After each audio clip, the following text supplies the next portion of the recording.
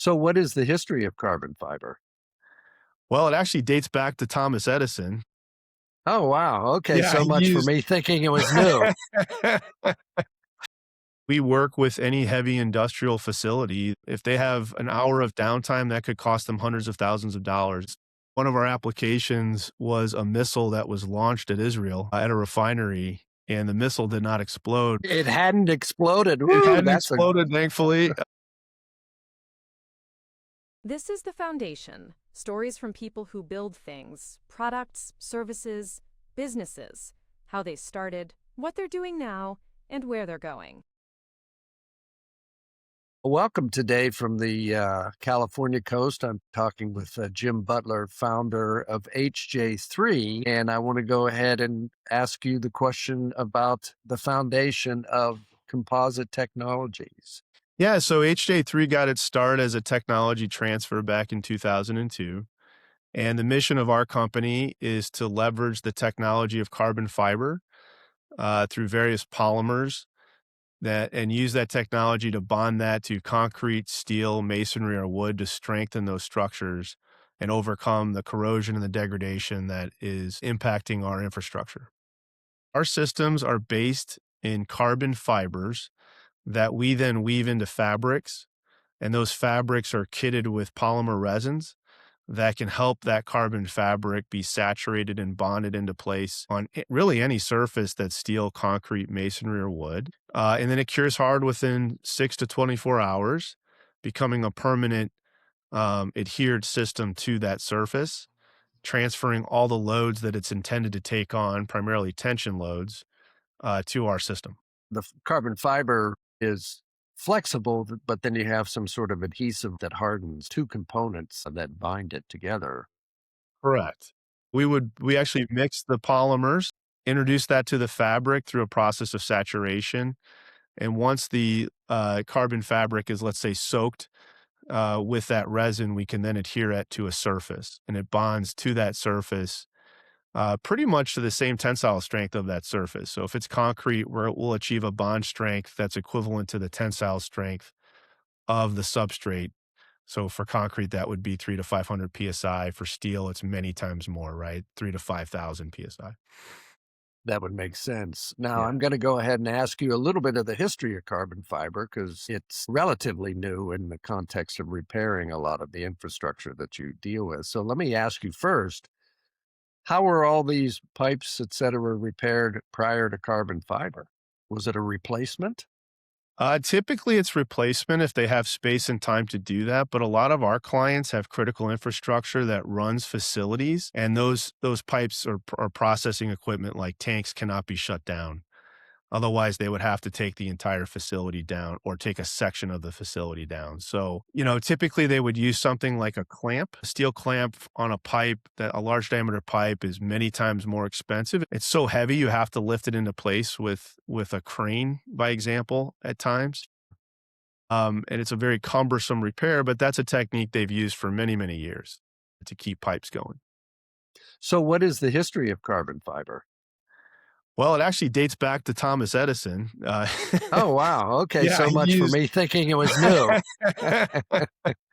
So he used, carbon filaments for the first light bulb, and that was an introduction into the, I guess, carbon fiber into the world, but as a system for repair, it actually dates back to the early '80s. Countries Okay. like Japan were dealing with a lot of earthquakes and seismic issues, and were trying to find a system they could wrap onto existing concrete columns, by example, that would support a bridge to give that concrete more tensile strength by externally wrapping it with carbon fiber so that it could withstand the vibration that's caused by an earthquake. And that same research was then adopted here in the United States through the University of Arizona, based here in Tucson, Arizona.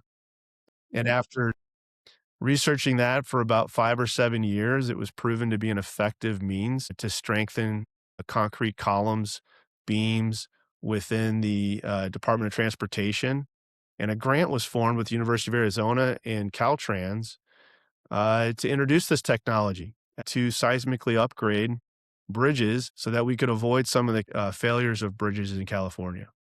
Thank you very much from San Diego here. I appreciate that. So you're actually brought in during construction to reinforce. So, Not typically during construction, but after something's been constructed, like the bridges in California, they were built in such a way that they just didn't have enough strength in the axial of the column to withstand the movement and vibration caused by earthquakes. And so the mhm. carbon fiber provided that tensile strength to the outside surface of the concrete.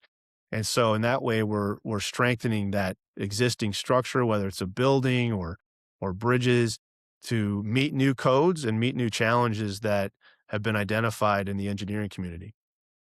Well, that sounds like a lot of external outside supports, et cetera, that can be easily cladded, for lack of a better word. But you've probably are involved with a lot of subterranean work. Is that true? Sometimes some of our applications have been underground. We've worked with companies like Abbott Labs who have underground sumps. And the issue there is that the chemicals they're using in the pharmaceutical process get collected in these sumps underground. And if the concrete cracks and there's issues with loading, it could create leaks. And a lot of those chemicals can then leach into the ground and potentially contaminate groundwater. So we do use this technology as well as a sustainability metrics, if you will, as a system to line those sumps. Or underground pipes is another example for power plants who need to bring water from a lake all the way into their cooling towers. A lot of this infrastructure was built in the 60s and 70s and just doesn't hold up. It's exposed to corrosion, and corrosion causes those structures to degrade, and we're able to use this carbon fiber to revitalize those structures and give them new life that will last 20 to 30 years. Thank you. Now that leads me to the industries that you support: food and agriculture, pulp, paper, oil, gas, water, wastewater, mining, power. How do you find your client, or who is your ideal client? Well, primarily, we work with any heavy industrial facility that is has processing equipment such as tanks, pipes, and then just their overall infrastructure of concrete or steel that supports all that equipment to make products. And we focus on that industry because it's critical infrastructure.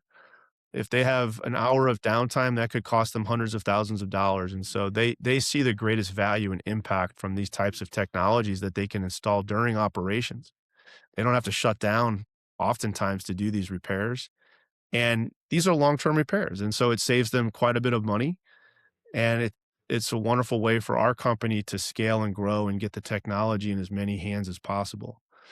And at those facilities, we tend to work with the engineering departments who can kind of support the local maintenance and plant managers to integrate this into the applications that are best suited for it. I'm sure you will say that you really have no competition because you are the best at what you do. How many people are in this particular field that you are competing with?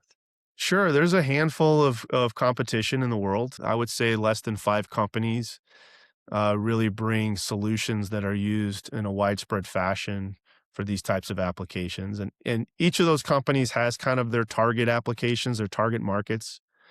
And in that way, most of us are competing with traditional repair systems or replacement.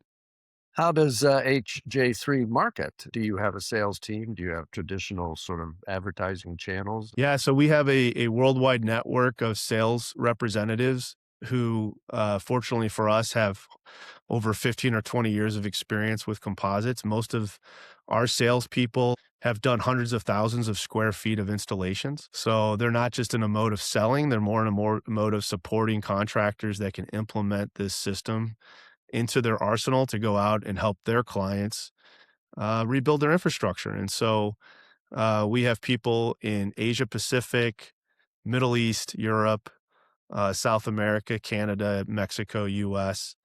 So we've got quite a bit of reach now, and it's taken many years to build up that team. And fortunately for us, we don't have a lot of turnover because we're all committed to the same vision and completely aligned around helping our clients integrate this technology. Well, congratulations. That sort of answers my next question, which was, where is your market? And you're telling me it's pretty much worldwide. With a lot of the challenges in some of those markets, some of the unrest, does that have you stay away or you called in more often? Well, I'll tell you an interesting story. One of our applications was a missile that was launched at Israel at a refinery, and the missile did not explode, but it caused the side of the tank to buckle. And we actually went in and helped the local contractor do that repair. So we've been around some difficult places, let's say. It hadn't exploded. It Woo, hadn't that's a exploded, thankfully, but it did damage the tank, and we were able to use this technology to help repair and strengthen that tank. It's definitely a one-off, but it kind of shows that we're able to go into some pretty tricky places. We've worked in the jungles of Suriname. We've worked throughout the continent of Africa. And I think to our credit, we have enough experience on the team, over 500 years of experience just in our sales management team, that we've been able to train people, especially through COVID, using technology like cameras, drones, to do QC of the materials that we've installed and to use forums like this to be able to train the teams that are going to go on site and do the repairs. And so it speaks to the ease of use of this technology. By example, we can help translate that experience to our product line. I'd like to talk to you about what I see sort of as a tagline, building stronger bonds, which is really brilliant. But I'd like to ask you about it in context with the community of Tucson. Well, we're passionate about the local community in Tucson. It's given us so much, just the relationship with University of Arizona as a technology transfer. We want to honor that relationship, whether it's mentoring future entrepreneurs or supporting youth sports in town. We primarily focus on the youth sports because we want to support children. And in Tucson, we have a community of people who can't afford to necessarily pay for the more expensive youth sports clubs that are available. And so we give scholarships to kids to play for those teams because that typically is where the better coaching is.